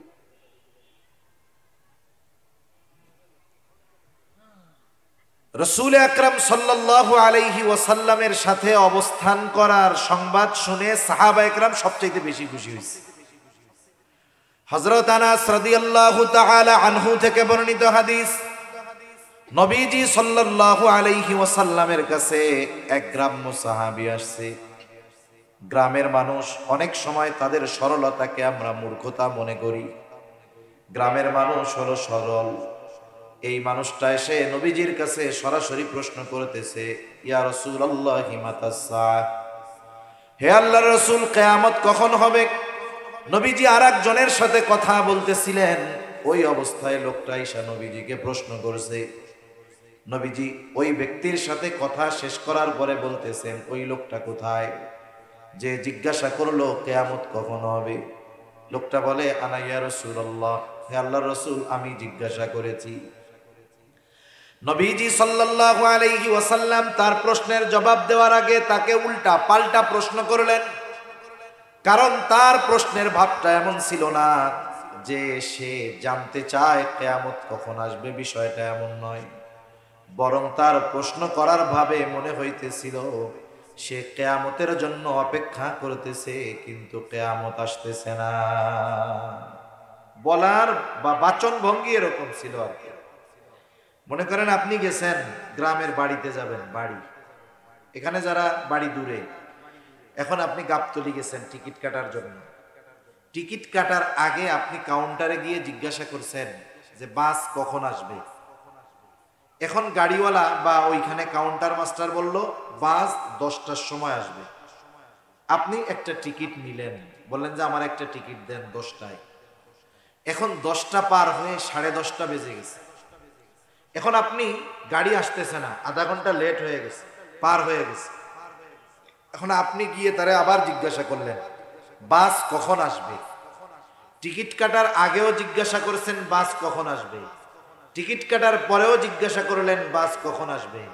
বলেন তো, টিকিট কাটার আগে বাস কখন আসবে আর টিকিট কাটার পরে বাস কখন আসবে একই বাক্য, বলেন তো। কিন্তু আগের বাস কখন আসবে আর পরে বলা বাস কখন আসবে তফাৎ আছে না নাই? কি তফাৎ আছে আমি একটু বলি। প্রথমটা হলো আপনি তার কাছ থেকে শুধু খবর জানতে চাইছেন কখন আসবে, সে বলছে 10টায় আসবে। এখন আপনি টিকিট কাটছেন, খবর জানা শেষ, টিকিট কাটলেন। এখন যখন আধা ঘন্টা পার হয়ে গেছে বাস আসে না, এখন যা জিজ্ঞেস করছেন বাস কখন আসবে। এখন আপনি খবর জানতে চান নাই। এই কথার ভিতরে কি আছে জানেন? এই মিয়া, 10টায় বাস আসার কথা, আধা ঘন্টা পার হয়ে গেল, বৈশা রইছি মিয়া, এখনো বাস আসার খবর নেই কেন? এখন বলেন তো, এই যে বাস কখন আসবে একই বাক্য যদিও, কিন্তু সময় বা বাচনভঙ্গির পরিবর্তনের কারণে অর্থ বা বুঝের পরিবর্তন হয়েছে কি হয় নাই? ওই ব্যক্তি কিয়ামত কখন আসবে এমন ভাবে বলছে, মনে হচ্ছে সে কিয়ামতের জন্য রেডি হয়ে বসে আছে। এজন্যই নবীজি তাকে পাল্টা প্রশ্ন করেছেন, মা আদাত্তালাহা, তুমি কিয়ামতের জন্য কি সংগ্রহ করেছো, কি প্রস্তুতি তুমি গ্রহণ করেছো? লোকটা সহজ সরল গ্রামের মানুষ, মনের মধ্যে কোনো দোষ টোষ কিছু নাই। সে সহসাই জবাব দিচ্ছে, আমি আল্লাহ এবং তার রাসূলকে ভালোবাসি। নবীজিও সাথে সাথে তাকে বললেন, যে যাকে ভালোবাসে তার সাথে অবস্থান করবে। আলমারউ মাআ মান আহাব্বা, যে যাকে ভালোবাসে তার সাথে অবস্থান করবে। একটু তাকায় দেখেন ভালোবাসাটা শব্দটা কোথায় ব্যবহার করার দরকার ছিল, আর আগামী প্রজন্ম এই ভালোবাসাটাকে কোথায় ব্যবহার করতেছে আল্লাহই জানে। এক সময় কেউ যদি কেউরে বলে যে আমি তোমারে ভালোবাসি, এটা গালাগালির মতো হয়ে যেতে পারে, ঠিক নাই তো? কারণ এই শব্দটাকে ব্যবহার করে অপরাধ, জেনা, ব্যভিচার, অশালীনতা, অশ্লীলতা যা আছে সবকিছুর প্রসার ঘটানোর চেষ্টা চলতেছে, ঠিক কিনা বলেন? ভালোবাসা শব্দটাকে ব্যবহার করে আল্লাহই জানে এই শব্দটার কি হয়। কারণ সমাজে অনেক শব্দ আছে, এটা শুধু ব্যবহারের কারণে ওই শব্দ গালিতে পরিণত হয়। যেমন ওয়াইফের ছোট ভাইকে একসময় শালাই বলতো, কেউ মাইন্ড করতো না। আমারও ছোটবেলায় খেয়াল আছে, এক লোকের সাথে একজন ছোট এক মানুষ হাঁটতেছে, মুরব্বী জিজ্ঞাসা করছে কে, বলে এটা হলো আমার শালা। এটারে বকা মনে করতো না, কিন্তু এখন দেখেন বকা দিতে গেলে আগে কয় ওই শালা, ঠিক কিনা বলেন? তার মানে ওই শব্দ যথাযথ স্থানে ব্যবহার না হওয়ার কারণে এখন গালাগালি হয়ে গেছে। এই ভালোবাসা শব্দটাও এক সময় যথাযথ স্থানে ব্যবহার না হওয়ার কারণে আল্লাহ জানে কি হবে, গালাগালি হয়ে যেতে পারে, ঠিক নাই? নবীজি বললেন, আলমারউ মাআ মান আহাব্বা, যে যাকে মহব্বত করে ভালোবাসে তার সাথে অবস্থান করবে। লোকটা আর কিছু বলল না, সোজা বাড়ির দিকে হাঁটা দিল। হযরত আনাস রাদিয়াল্লাহু তাআলা আনহু বলেন, নবীজির মুখে যখন শুনলাম যে যাকে মহব্বত করে তার সাথে অবস্থান করবে, তার মানে আমি নবীর সাথে জান্নাতে অবস্থান করতে পারবো। হযরত আনাস রাদিয়াল্লাহু তাআলা আনহু বলেন, আমি নবীজিকে সর্বোচ্চ ভালোবাসি, আবু বকর ওমর রাদিয়াল্লাহু তাআলা আনহুমাকে ভালোবাসি। যদিও তাদের মতো আমল করতে পারি নাই, কিন্তু এই আশা রাখি জান্নাতে আমি তাদের সাথে অবস্থান করতে পারবো। হযরত আনাস রাদিয়াল্লাহু তাআলা আনহু আরো বলেন, নবীজির মুখে এই কথাটা শ্রবণ করবার পর যে যাকে মহব্বত করে তার সাথে অবস্থান করবে, আমরা এতটা খুশি হয়েছি ইসলাম গ্রহণের পরে আর কোনো কথার দ্বারা এতটা খুশি হই না। সেই নবীজির সাথে জান্নাতে থাকার যে আমলগুলো করলে থাকা যাবে, এর মধ্যে অন্যতম একটি আমল হলো ইয়তীমের অভিভাবক হয়ে যাওয়া। সাথে সাথে নবীজি আর এক হাদিসের মধ্যে বলেন, ওই ঘর কতই না উত্তম ঘর, যেই ঘরের মধ্যে একজন ইয়তীম আছে আর তার সাথে সদাচরণ করা হয়। আর ওই ঘর কতই না নিকৃষ্ট ঘর, যেই ঘরের মধ্যে ইয়তীম আছে আর তার সাথে অসদাচরণ করা হয়, খারাপ ব্যবহার করা হয়। বুজুর্গানে দিন বলেন, মূল কথাটা হইল যেই ঘরে একজন ইয়তীম আছে, ওই ইয়তীমের সাথে ওই ঘরের মানুষ যখন সদাচরণ করে, ভালো ব্যবহার করে, ওই ইয়তীমের সাথে ভালো আচরণ করার কারণে আল্লাহ তাআলা ওই ঘরটাকে রহমত এবং বরকত দিয়া ভরপুর করে দেয়। আবার যেই ঘরে ইয়তীম, তার সাথে যখন খারাপ আচরণ করা হয়, আল্লাহ তাআলা বেজার হয়ে যায়, নাখোশ হয়ে যায়। এই কারণে আল্লাহ রাব্বুল আলামিন ওই ঘর থেকে বরকত, রহমত উঠায় নিয়ে যায়। এই জন্য আমি আপনি যদি একজন ইয়তীমের খাবারের ব্যবস্থা করি, আমি হয়তো দেখব তার পেছনে কিছু পয়সা খরচ হইতেছে, কিন্তু দেখা যাবে তার পেছনে ব্যয় হবে ৩,০০০ টাকা। আল্লাহ তাআলা তার বরকতে, তার কল্যাণে আমাকে লক্ষ লক্ষ টাকার কল্যাণ, বরকত আল্লাহ দান করবে। সব সময় বরকত কিন্তু দেখা যায় না, দেখা যায় না। মনে করেন একজন বেতন পায় ৫০,০০০ টাকা, তার খরচ কিচ্ছু নেই, নিজের বাড়িতে থাকে, ঘর নিজের, জায়গা নিজের। ৫০,০০০ টাকা ঢাকা শহরে যদি বাসা ভাড়া দেওয়া না লাগে, তাহলে মোটামুটি এটা দিয়ে ভালো মতো চলা যায়। এখন পরিবারের লোক 2 জন 3 জন, বাচ্চা একটা, দেখা যায় মাস শেষে 50,000-এ কুলায় না, আরো মানুষের কাছ থেকে ঋণ করা লাগে। আছে না নাই? আছে। কেন? আরে প্রতি মাসে ওনার বউ 10 দিন অসুস্থ, উনি 10 দিন অসুস্থ, পোলাপান 10 দিন অসুস্থ, হাসপাতালে দৌড়াইতে দৌড়াইতে টাকা পয়সা শেষ। আবার আর এক আল্লাহর বান্দা, সে টাকা পয়সা বেশি পায় না, বেতন কম পায়, কিন্তু আল্লাহ তাআলা তার ঘরে কোনো রোগ দেয় নাই। আল্লাহ তাআলা তাদেরকে স্বল্পে তুষ্টতা দান করছে, মানে যা হয় তা দিয়ে খাইয়াই আলহামদুলিল্লাহ বলে। এই ঘরের রোগ বালাই নাই। আল্লাহ তাআলা এই যে দেখেন বরকত কি, ওরে রোগ দিয়া ওর সম্পদ শেষ করে দিছে। আর আল্লাহ তাআলা এদেরকে সুস্বাস্থ্যতার নিয়ামত দিয়ে আল্লাহ তাআলা এদের সম্পদকে বাঁচায় দিছে। ঠিক কিনা বলেন? এজন্য বিভিন্ন পদ্ধতিতে আল্লাহ তাআলা বরকত দেয়। মানুষ অনেক সময় বুঝতে পারে, মানুষ অনেক সময় এটা অনুধাবন করতে পারে না। সেজন্য ইয়তীমের অভিভাবক যদি হওয়া যায় এতে লাভ আছে। সাথে সাথে আরেকটা বিষয়ে সতর্ক থাকার দরকার। কেউ যদি ইয়তীমের অভিভাবক হয়, ইয়তীমের যেই সম্পদ থাকবে, ইয়তীমের মালিকানায় যেই সম্পদগুলো, খবরদার সে ছোট হওয়ার কারণে তাকে ধোঁকা দিয়ে ইয়তীমের সম্পদগুলো নিজে ভক্ষণ করা যাবে না। এটা বড় জঘন্য কাজ। অন্যায়ভাবে অন্য কারো সম্পদ ভক্ষণ করা এটা নিঃসন্দেহে গর্হিত কাজ। আল্লাহ তাআলা এটা নিষেধ করেছেন, ওয়ালা তাকুলু আমওয়ালাকুম বাইনাকুম বিল বাতিল। আল্লাহ তাআলা বলেন অন্যায়ভাবে তোমরা কারো সম্পদ ভক্ষণ করো না, এটা বড় জঘন্য এক খারাপ কাজ। এই কাজটা আমাদের সমাজে বেশি, বিশেষ করে টাকা পয়সা সহ জমি জাতি যা আছে, মানুষ আরেকজনেরটা কেমনে নিজে খাবে, কেমনে ভোগ দখল করবে, এই ধান্দায় থাকে। গ্রাম অঞ্চলে বেশি, শহরেও আছে। শহরে তো ভূমিদস্যুর অভাব নেই, আছে না নাই? এদেশের বড় বড় শিল্পপতি তারা এক সময় কিছুই ছিল না, মানুষের জমি দখল দিয়া বড় বড় আধুনিক স্থাপনা গড়ে উঠতেছে। দেখা যাবে ওই বিশাল স্থাপনার নিচে শত শত মানুষের লাশ আছে। ঠিক কিনা বলেন? এদেশে আছে এরকম।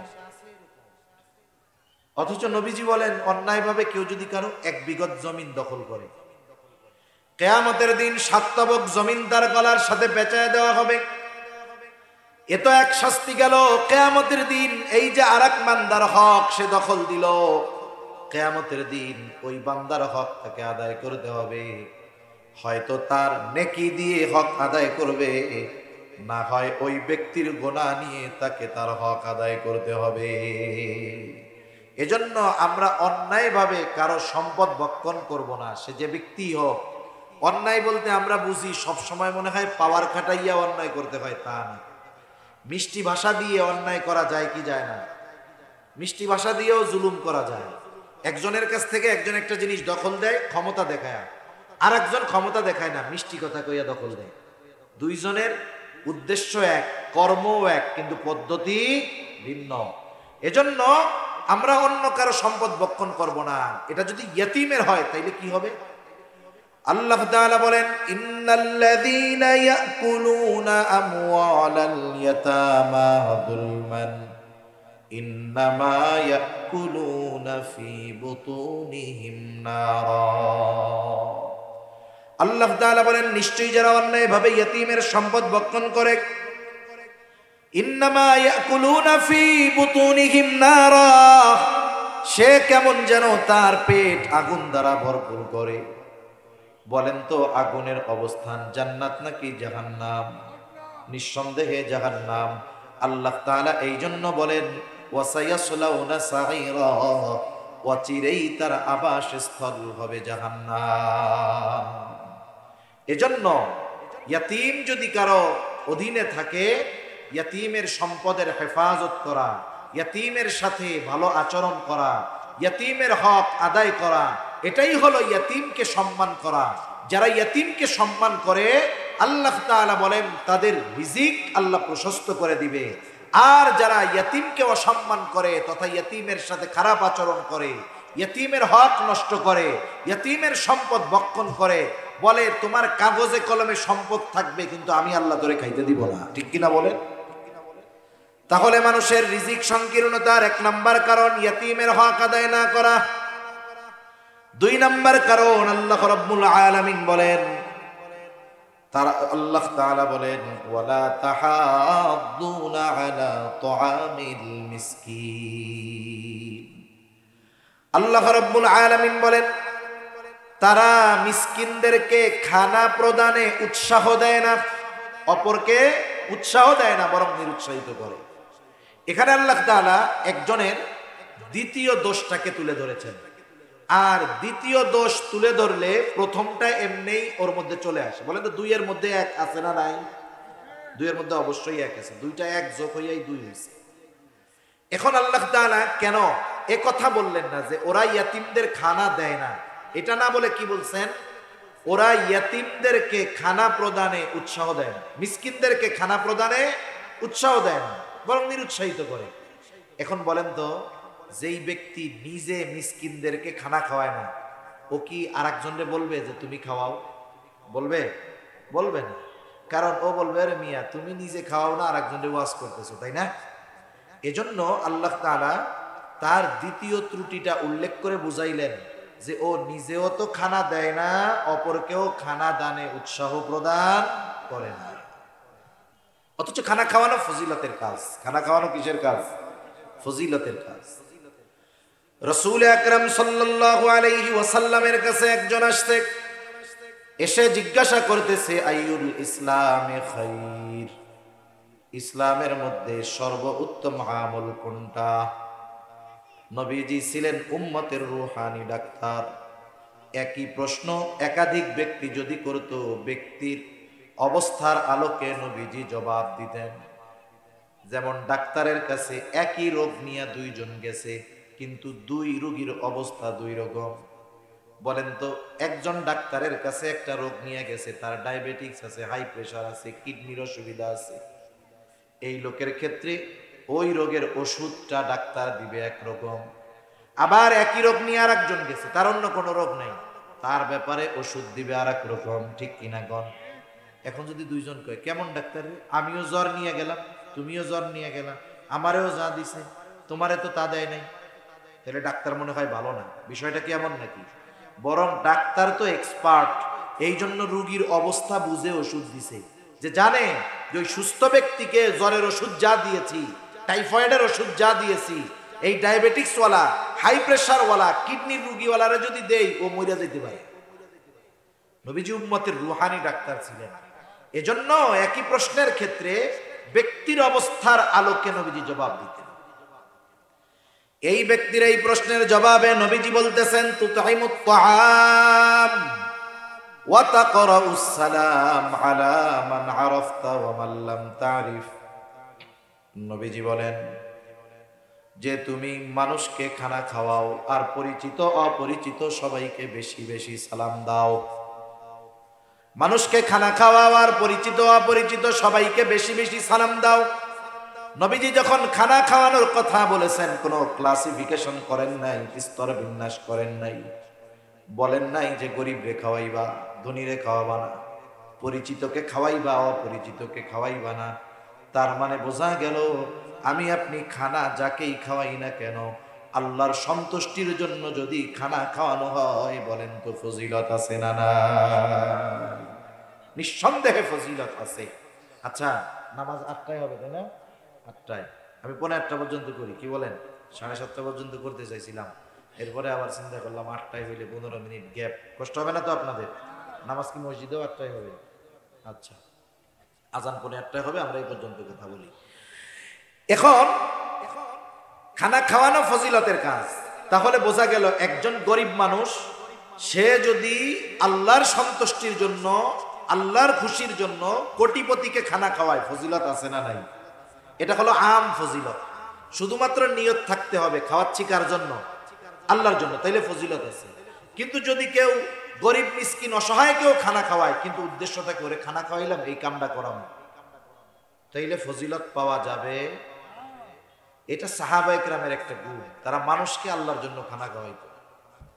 আল্লাহ রাব্বুল আলামিন বলেন তাদের ক্যারেক্টার কেমন ছিল? তারা মানুষের কাছে খানা খাওয়াইয়া বিনিময় আশা করত না, বিনিময় আশা করত আল্লাহ তাআলার কাছে। আল্লাহ তাআলা তাদের এই অবস্থার কথা কোরআনুল কারীমের মধ্যে বলেন, ইন্নামা নুতঈমুকুম লিওয়াজহিল্লাহ লা নুরিদু মিনকুম জাযাআও ওয়ালা শুকুরা। তারা কি বলতো? বলে ইন্নামা নুতঈমুকুম লিওয়াজহিল্লাহ, তোমাদেরকে খানা খাওয়াইছি একমাত্র আল্লাহর জন্য। লিওয়াজহিল্লাহ, আল্লাহর জন্য খানা খাওয়াইছি, তথা আল্লাহ তাআলার সন্তুষ্টির জন্য খানা খাওয়াইছি। যেহেতু আল্লাহর সন্তুষ্টির জন্য খানা খাওয়াইছি, শোনো, লা নুরিদু মিনকুম জাযাআ, আমরা এই খানা খাওয়ানোর কোনো বিনিময় তোমাদের কাছে চাই না, প্রতিদান চাই না। অনেক সময় আমরা মানুষের উপকার করি, যার উপকার করলাম অনেক সময় বিনিময় আশা করি, দিল না, কমপক্ষে আশা করি যে তার এত উপকার করলাম, একটু ধন্যবাদ তো দিবে, থ্যাংক ইউ তো দিবে, কৃতজ্ঞতা তো প্রকাশ করবে। বলি না এরকম? যারে মিয়া কিছু খাওয়াই নাই, আপত্তি নাই, এই লোকটার এমন কাজটা করে দিলাম, একটু কৃতজ্ঞতাও প্রকাশ করলো না, ধন্যবাদও দিল না, তার মানে কমপক্ষে তার কাছ থেকে ধন্যবাদ পাওয়ার আশা আমার ছিল। কিন্তু সাহাবায়ে কেরাম কি বলে? বলে লা নুরিদু মিনকুম জাযাআও ওয়ালা শুকুরা, বিনিময় তো চাই না, বরং তোমাদের কাছে কৃতজ্ঞতাও চাই না। আমার খানা খাইয়া আমার কৃতজ্ঞতা করার দরকার নাই, তোমরা আল্লাহর কৃতজ্ঞতা প্রকাশ করো। কেন চাই না? কারণ খানা খাওয়াইছি যার জন্য প্রতিদান দিবেন তিনি। সেজন্য আমরা যে খানাই খাওয়াই না কেন, ধনীরে খাওয়াই আর গরিবরে খাওয়াই, প্রতিদান আশা করব কার কাছে? আল্লাহর কাছে। এবার আসেন, যারাই খাওয়াইলে ফজিলত, তাইলে আত্মীয় স্বজনকে দাওয়াত দিয়ে খাওয়াইলে ফজিলত আছে না নাই? বিবাহ অনুষ্ঠান করতেছেন, আত্মীয় স্বজন দাওয়াত দিছেন, এই আত্মীয় স্বজনরা দাওয়াত দিয়ে খাওয়াইলে ফজিলত আছে না নাই? খাওয়াইয়া টেবিল পাইতে কেন নাই? টাকা পয়সা ফজিলত নাই এটা? আরে আখেরাতের ফজিলত না হইলে হইল, দুনিয়ার তো কিছু ইনকাম হইল। এটা হলো ভদ্রবেশে গলা কাটার ব্যবসা। ভদ্রবেশে কি ব্যবসা? গলা কাটার ব্যবসা। চিন্তা করে দেখেন অবস্থাটা কি। এই বাজারে দাওয়াত দিলে 1000 টাকার কম একা খাইয়া দিতে পারবেন? আর আপনি যত বড় খাদক হন 1000 টাকা খাইতে পারবেন না। এমন সিস্টেম হবে 1000 টাকার খাবার আপনি খাইতে পারবেন না। তাহলে আমরাও আশা করি যে দাওয়াত দিছি, এরা তো কিছু দিব, টাকা পয়সা ধার করে হইলেও দাওয়াত দিয়ে মানুষকে খাওয়াই। আহা, এই জন্যই তো এখন দাওয়াতের মধ্যে হৃদ্রতা নাই, মোহাব্বত নাই, ভালোবাসা নাই। আপনার কাউরে দাওয়াত দিয়ে খাওয়ানোর দরকার নাই, কোনো অসুবিধা নাই, অ্যাবিলিটি নাই, দাওয়াত দেন নাই, অসুবিধা কি? কিন্তু দাওয়াত দিয়ে মানুষের কাছ থেকে বিনিময় আশা করা, এর চাইতে অভদ্রতা আর অসভ্যতা কিছুই হতে পারে না। আপনার যদি মানুষরে আল্লাহর জন্যই খাওয়াইতে মন চায়, কার্ড দিবেন, উপরে লেখা দিবেন যে ওই যে আরবি এই কথাটার যে কোনো একটা সারমর্ম লিখে দিবেন, ইন্নামা নুতঈমুকুম লিওয়াজহিল্লাহ, আমরা আপনারে দাওয়াত দিচ্ছি আল্লাহর জন্য, কোনো বিনিময় আশা করি না, আপনি আসলেই খুশি হব। ঠিক কিনা বলেন? এটা কেউ লিখবে না, কারণ চিন্তা করে এত খরচ করছি, কিছু না উঠলে হইব নাকি? এ কাম করা যাবে না। তাহলে আমরা আত্মীয় স্বজনকে দাওয়াত দিয়ে খাওয়াবো, এটা ভালো কাজ, তবে কার জন্য? আল্লাহ তাআলার জন্য। মানুষও চালাক আছে। আগে কি করতো জানেন? আগে একটা কার্ড দিছে, এক কার্ড দিছে এক ফ্যামিলিতে, এক কার্ড এক ফ্যামিলিতে, আপনি আপনার পরিবার সহ দাওয়াত। এখন দেখা গেছে ওই পরিবারের লোকজন আসছে, তারা 5 জন দাওয়াত দিছে। এবার চিন্তা করছে আমরা যাবো, তাইলে মেয়েটাকেও বলি, মেয়েটাও আসুক, নাতিপুতাও আসুক। দেখা যাবে এক কার্ডে এক হায়েস বইরা চলে আসছে 12-13 জন, 13-14 জন এক টেবিলে খাইয়ে টাকা দিয়ে গেছে 5000। এখন হিসাব করে, হায় রে, বিল টিল দিয়া তো একজনের পিছনেই 600-700-র উপরে খরচ, খাইয়া গেল 14 জন, তাইলে এখানে তো লস হয়ে গেছে ব্যবসায়। পাবলিক চালাক। এখন কি করে জানেননি? অনেক জায়গায় কার্ড একটা দিবে, এবার আইসা জিজ্ঞাসা করবে আপনাদের ফ্যামিলির লোক কয়জন? বলে 4 জন। 4 জনের 4টা কার্ড দিবে, কার্ডের মধ্যে লেখা থাকবে অনলি ফর 1 পারসন। এক কার্ড দিয়া কয়জন? আগে আইসা কমিউনিটি সেন্টারে আইসা পড়লেই ঢুকে যাওয়া যাইতো, কারণ অভ্যর্থনার জন্য ওই অনুষ্ঠান যার সে থাকতো। এখন চালাকি করে ওই কমিউনিটি সেন্টারের গেটে অপরিচিত একটা লোককে দাঁড়া করায় রাখবে, যে কার্ড দিবে সে ঢুকতে পারবে। ওই অপরিচিত লোক কে এই মেহমান, কে মেহমান টেহমান, ও তো আর চিনবে না। কার্ড দিবেন, ঢুকবেন, কার্ড নাই, আপনি যেই হন ঢুকতে পারবেন না। সুন্দর সিস্টেম না? আচ্ছা, আজানের জবাব একজন দিয়ে দেন, বাহিরের মাইক দরকার হয় বন্ধ করে দেন, সমস্যা নেই। আচ্ছা, আজান হ্যাঁ হ্যাঁ, আমি কি শেষ করে দিব? বাহিরে দিচ্ছে, ঠিক আছে, এখানে 8টায় নামাজ হবে, আমি শেষ করে দিব। আচ্ছা আজান হোক, সমস্যা নেই, বন্ধু আছে, ঠিক আছে। তাহলে দেখেন, এক কার্ড দিয়ে একজনকে এখন ঢোকার অনুমতি দেওয়া হয়। এই সিস্টেমটা কেন? ওই যে আগে এক কার্ডে এক ফ্যামিলি এসে খাইয়া দিয়া যাইত, তাতে লস হয়ে যাইত। মানুষ কত পদ্ধতি বানায়, কত চালাক হয়। সেজন্য আমরা মানুষকে দাওয়াত দিব, এটা একেবারে আল্লাহর জন্য মোহাব্বতের সাথে খাওয়াবো। এই খাওয়ানোর মধ্যে ফজিলত আছে, ঠিক কিনা বলেন? এখন যদি আপনি খাবারটা একজন অসহায় দরিদ্র মিসকিনকে খাওয়ান, বলেন তো ফজিলত আছে না নাই? এমনে খানা খাওয়ানোর এক ফজিলত, আবার অভাবী দরিদ্র দুস্থ খানা খাওয়ানোর আর এক ফজিলত। আবার যদি এই অভাবী দরিদ্র অভুক্ত লোকটা আপনার প্রতিবেশী হয়, খানা খাওয়ানো শুধু ভালো কাজ নয়, এটা ঈমান সম্পৃক্ত বিষয়। নবীজি সাল্লাল্লাহু আলাইহি ওয়াসাল্লাম বলেন, লাইসাল মুমিন আল্লাযী ইয়াশবাউ, ওই ব্যক্তি মুমিন নয় যে নিজে পেট পুরে খায় আর তার প্রতিবেশী অভুক্ত থাকে। নবীজি বলেন সে মুমিন নয়। এই যে আজকে শাবানের 4 তারিখ, আর মাত্র 25 দিন বা 26 দিন পর রোজা শুরু হয়ে যাবে। আমার আপনার টেবিলে ইফতারের সময় দেখা যাবে 10 প্রকারের আইটেম আছে, তরমুজটা নাই। আফসোস লাগবে, আহারে তরমুজটা থাকলে কত ভালো হইতো। আপনার আমার 10 প্রকারের আইটেম থাকার পরেও একটার জন্য আফসোস করতেছি, অথচ দেখা যাবে আপনার প্রতিবেশী একেবারে পান্তা বাতার শুকনা মরিচ নিয়ে ইফতার করার জন্য বসে আছে। এরকম সমাজে কম বেশি আছে তো। আপনি আপনার প্রতিবেশীর দিকে একটু নজর দেন, আইটেম 2টা কমায় দেন, ওই 2 আইটেম আপনি আপনার ওই মানুষদের জন্য ব্যয় করেন। অনেক মানুষ আছে এই রোজা রেখে পরিশ্রম করে কষ্ট করে রোজাও রাখে।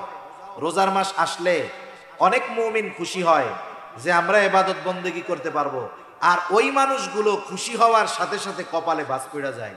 কারণ সে দৈনিক উপার্জন না করলে তার রোজা রাখার ব্যবস্থা হবে না। তাহলে দিনে তাকে পরিশ্রম করতে হবে, আবার রোজা রাখতে হবে, নাইলে খাবারের ব্যবস্থা হবে না। এইরকম মানুষগুলো একটু খুঁজেন। যেই মানুষের এরকম অবস্থা, আপনি তার জন্য একটু সাহায্যকারী হয়ে যান। তারা ফ্যামিলিতে 2 জন মানুষ, অথবা সে একা ঢাকায় থাকে, আপনি তাকে বলেন যে ভাই, এই যে রোজার মাস, এই গোটা রোজার মাস আপনি আমার মেহমান, সাহরি ইফতার আপনি আমার সাথে করবেন, অসুবিধা কি? আপনি 5 আইটেম থেকে 2 আইটেম কমায় দেন, 10 আইটেম থেকে 2 আইটেম কমায় খান। তাহলে কি হবে? ওকে ইনক্লুড করতে পারলেন, লাভ কি হবে? আপনার আমার আমল কি হবে জানি না, আপনার আমার রোজা হবে কি হবে না জানি না, কিন্তু ওই রোজাদারের সাহরি ইফতারের ব্যবস্থা করার কারণে ওই ব্যক্তির রোজা রেখে যেই সওয়াব পাবে, ওই পরিমাণ সওয়াব আল্লাহ তাআলা যিনি মেহমানদারির ব্যবস্থা করলেন, আল্লাহ তাআলা তাকেও দিয়ে দিবে। সুবহানাল্লাহ। রোজার মাসে তো নেক কামানোর ব্যবসা, সওয়াব কামানোর ব্যবসা, ঠিক কিনা বলেন? এজন্য আমরা একটু প্রতিবেশীর দিকে খেয়াল রাখবো তো ইনশাআল্লাহ, একটু খেয়াল রাখবো ইনশাআল্লাহ। তাহলে আল্লাহ তাআলা বলেন, ওয়ালা তাহাদ্দুনা আলা তুআমিল মিসকিন। রিজিক সংকীর্ণতার দ্বিতীয় কারণ হলো তোমরা নিজেরাও অসহায়দেরকে খাওয়াও না, অপরকেও খানা দিতে উৎসাহ দাও না। আমি যদি না খাওয়াইতে পারি, আমি আরেকজনকে উৎসাহ প্রদান করব। যদি তাও না পারি, আমার আপনার কাছে কেউ যদি কখনো কিছু চায়, দিতে না পারলেও খারাপ আচরণ করে ফিরিয়ে দিব না, বরং তাকে ভালো আচরণের মাধ্যমে ফিরাইয়া দিব। অনেক সময় তারাও তো মানুষ, অনেক সময় দেওয়ার পরেও তারা নাখোশ হয়। একজনের কাছে বারবার চাইতেছে, এখন সে করলো কি, 50 টাকা 100 টাকা দিয়ে দিল, দিয়ে বলে ধর তো গোজালা আর বাঁচি না, ধর যা। আরেকজন সে দিতে পারে নাই, সে সুন্দর ভাষায় বলতেছে, ভাই আমার কাছে তো এখন নাই, কেমনে দিব, দিতে তো মন চায়, আমি দোয়া করি আল্লাহ তোমার কষ্ট দূর করে দিক, তুমি আবার আইসো, দেখা হইলে ইনশাল্লাহ তোমারে আমি দিব। এখন বলেন তো, একজন 100 টাকা দিয়ে খারাপ ব্যবহার করলো, আর একজন না দিয়ে ভালো ব্যবহার করলো, ওই ব্যক্তি কার প্রতি খুশি হবে? নিঃসন্দেহে ভালো ব্যবহারকারীর উপরে খুশি হবে। এজন্য নবীজি বলেন, উত্তম কথাও সাদকা। আপনি তাকে না দিয়ে ভালো ব্যবহার করে কবুল সাদকার মালিক হয়ে গেলেন, সওয়াব পেয়ে গেলেন। আর একজন দিয়ে খারাপ আচরণ করে সওয়াবের মালিক হতে পারলেন। 3 নম্বর কারণ আল্লাহ তাআলা বলেন, ওয়া তাকুলুনা তুরাসা আকলাল লাম্মা। ওয়ারিসি সম্পদ সব তোমরা একা ভক্ষণ করে ফেলো। বাবা মারা গেছে, অঢেল সম্পদ রেখে গেছে, অনেক ভাই এমন আছে বোনদেরকে সম্পদ বঞ্চিত করে, আছে না নাই? আরে একেবারে মেইন রোডের সাথে মধু সিটির মধ্যে জমি আছে, এই জায়গা ভ্যালুয়েবল প্লেস, আবার একেবারে বাগানের মধ্যে ওই যে জায়গায় লোকজন যায় না ওই জায়গায়ও জমি আছে। এবার ভাইরা চিন্তা করে এখান থেকে যদি বোনদেরকে দিয়া দেই তাহলে তো জমি কমে যাবে, সিস্টেমে বোনদেরকে এই দামি সম্পদ বঞ্চিত করে আর এক জায়গা থেকে দেয়, আছে না নাই? আবার কত জায়গা আছে দেয়ও না, বছরের পর বছর খাইতে থাকে, বোনরাও কিছু বলে না। মানুষের জীবন তো একরকম যায় না, এটাও ইসের মতো, স্রোতের মতো, এক সময় সচ্ছলতা থাকে, এক সময় অভাব দরিদ্রতা আসে, স্বাভাবিক বিষয়। এখন বোনরা অভাবে পড়ছে, এতকাল বাইরে কিছু বলে নাই, এবার এসে বলতেছে ভাই এই জমি তো আমারও হক আছে তোমারও হক আছে, এতকাল তুমি একা খাইছো কোনো অসুবিধা নাই, আগেরটা মাপ, এখন থেকে যদি খাইতে চাও, যদি রাখতে চাও ন্যায্য দাম দিয়ে রাখো, অথবা তোমার আমার যেই হক আমাকে বুঝাইয়া দাও। 10 বছর 15 বছর পরে এসে বোন যখন তার হক ভাইয়ের কাছে চায়, অনেক হাজি সাহেব অনেক আবেদ ভাই মুখটা একেবারে শুকায়া পেঁচার মতো হয়ে যায়, ঠিক কিনা বলে? তখন কি কয়, সম্পদ তো নিবি না, সম্পর্কটা শেষ করে যাবি, এরকম বলে না? অথচ হক ছিল তার। এই যে এই লোকগুলো চিন্তা করে কি সব একা খাবে। আল্লাহ তাআলা বলেন হয়তো তোমার সম্পদ কাগজে কলমে বাড়বে, কিন্তু আমি আল্লাহ তোমাকে এগুলো ভক্ষণ করতে দিব না। সেজন্য আমার আপনার উপরে যদি কারো হক থাকে, এই হক মুক্ত হয়ে দুনিয়া থেকে যেতে হবে। কারণ হাদিসের মধ্যে আসছে আল্লাহ তাআলার হক বড় কিন্তু জটিল না। কারণ আল্লাহ তাআলার ঘোষণা আছে, নবীজি যখন মেরাজে গেছে ওইখানেই আল্লাহ তাআলা এই উম্মতের জন্য সুসংবাদ দিয়ে দিয়েছে, যদি এই উম্মত ইমানদার হয়, শিরিক থেকে বেঁচে থাকে, তার দ্বারা যত পাপ সংগঠিত হোক না কেন, শিরিক যদি না করে, আল্লাহ তাআলা যদি চান তার সব গুনাহগুলো আল্লাহ তাআলা মাফ করে দিবে। আল্লাহর হক বড় তবে জটিল না, আল্লাহ মাফ করে দিতে পারে। একজন সারা জীবন নামাজ পড়ে নাই, শিরিক করছে, শিরিক করে নাই, আল্লাহর কাছে মাফ চাইছে, আল্লাহ মাফ করে দিতে পারে, এগুলো আল্লাহর হক। কিন্তু বান্দার হক ছোট কিন্তু এটা জটিল, বান্দার হক ছোট কিন্তু এটা জটিল। কিয়ামতের দিন কেউ কাউকে ছেড়ে দিবে না। এজন্য আমার আপনার উপরে কারো হক যেন না থাকে, এই বিষয়টা চিন্তা করব। অনেক সময় আমাদের গ্রাম অঞ্চলে বেশি হয়, শহরেও হয়, 1-1.5 ইঞ্চি জমির জন্য মারামারি হয়ে যায়, হয় কি হয় না? একজনের পাওয়ার আছে, ওইটারে দখল দিয়া দেয়। হায় রে ভাই, আপনি দুনিয়া একটু ছাড় দেন, 1-2 ইঞ্চি সাইডা ওরা একটু বেশি খাওয়া নি আপনি, অসুবিধা কি? এই যে দুনিয়ায় এতটুকু ছাড় দিলেন, এর বিনিময়ে আল্লাহ তাআলা আপনাকে আমাকে আশা করা যায় আখেরাতে ছাড় দিয়ে দিবে, ঠিক কিনা বলেন? আল্লাহ ছাড় দিয়ে দিবে আখেরাতে। দুনিয়ার একটু খাইতে গিয়ে আখেরাত কেন বরবাদ করব? এজন্য আমরা এই ব্যাপারে সচেষ্ট হব যে আমি মারা যাওয়ার আগে আমার উপরে যেন কোনো বান্দার হক না থাকে। বান্দার হক শুধু টাকা পয়সা সম্পদ এটা নয়। একজন মুরব্বীর সাথে যদি আমি আপনি খারাপ আচরণ করি, মুরব্বীর হক ছিল আমার কাছ থেকে ভালো আচরণ পাওয়া। কেউ যদি ওই মুরব্বীর সাথে খারাপ আচরণ করে, সে ওই মুরব্বীর হকও নষ্ট করে। এই জন্য রাসূল সাল্লাল্লাহু আলাইহি ওয়াসাল্লাম এক হাদিসের মধ্যে আসছেন, তিনি বলেন তোমরা ওই দিন আসার আগে, যেই দিন বাদী বিবাদীর মধ্যে আল্লাহ ফয়সালা করে দিবে, ওই দিন আসার আগে তোমরা যদি কথার দ্বারাও কাউকে কষ্ট দিয়ে থাকো, তাহলে দুনিয়াতে তোমরা মাপ চায়া নাও। একটু চিন্তা করে দেখেন তো, এই হায়াতে আমরা কতজনকে কথার দ্বারা, কর্মের দ্বারা, আমার পাওয়ারের দ্বারা কষ্ট দিয়েছি। হয়তো এমন মানুষ আছে অনেককে কষ্ট দিয়েছি, দুনিয়া থেকে চলে গেছে। অনেক মানুষকে কষ্ট দিয়েছি, তার সাথে আর দেখা হবে না। আপনি এখন কি করবেন? তাদের জন্য আল্লাহর কাছে মাফ চাইবেন যে আল্লাহ আমি খারাপ আচরণ করছিলাম তাদের সাথে, আপনি তাদেরকেও মাফ করেন, আমাকেও মাফ করে দেন। তাদের নামে কিছু সদকা করবেন যে আল্লাহ এই সদকার সওয়াব আপনি তাদেরকে দিয়ে দেন, তবুও আমাকে এই কারণে কিয়ামতের দিন আল্লাহ আপনি ধইরেন না। আশা করা যায় আল্লাহ তাআলা মাফ করে দিবে, আশা করা যায় মাফ করে দিবে। এজন্য মরার সময় আমার আপনার কাছে কেউ প্রাপ্য থাকে, কেউ আমার কাছে কোনো হক পায়, এভাবে যেন আমরা দুনিয়া থেকে বিদায় না নেই, সেভাবে প্রস্তুতি নিবে তো ইনশাআল্লাহ। 4 নাম্বার, আল্লাহ তাআলা বলেন ওয়া তুহিব্বুনাল মালা হুব্বান জাম্মা, একেবারে পরিপূর্ণ মাত্রাতিরিক্ত মালের মহব্বত, দুনিয়ার মহব্বত। এখানে দুইটা বিষয় হতে পারে। একটা, এই মালের মহব্বত রিজিক সংকীর্ণতার কারণ, কেন? এখন দেখেন দুনিয়ায় অনেক মানুষ আছে 80 বছর বয়স, নামাজ কালাম পড়ে না, কিন্তু গর্বের সাথে বলে এখনো আমি 18 ঘন্টা অফিসে ডিউটি করি। এই লোকটা ডিউটি করেই তার জীবন শেষ করলো, কিন্তু খাইতে পারলো না। ঠিক কিনা বলেন? আর একটা বিষয় হতে পারে যে আগের 3টা অপরাধ, ইয়াতিমের সাথে খারাপ আচরণ, মিসকিনদের খানা না দেওয়া, ওয়ারিসি সম্পদ ভক্ষণ করা, এই অপরাধ অন্যায়গুলো মানুষ কেন করে? বলে দুনিয়ার মোহব্বতে করে।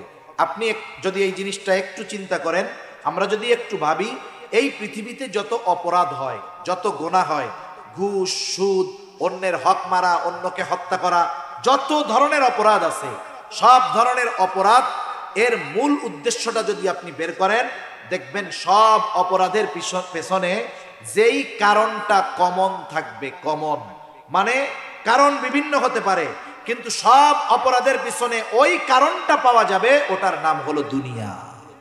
এজন্য নবীজি বলেন, হুব্বুদ দুনিয়া রাসু কুল্লি খাতিআ, দুনিয়ার মোহাব্বত সকল গুনাহের মূল।